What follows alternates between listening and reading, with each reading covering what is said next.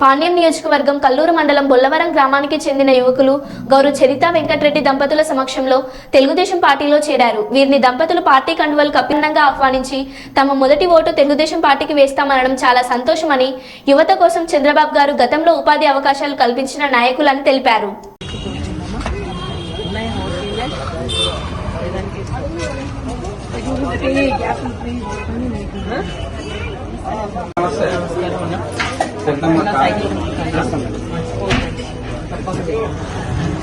ఇంగరా చూడు చూడు నాకు సైడ్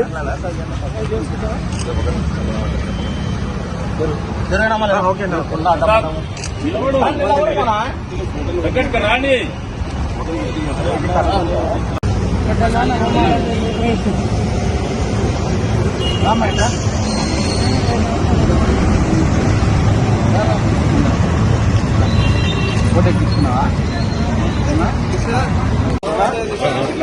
లెఫ్ట్ పోయి వెంకట సామర్థ్యం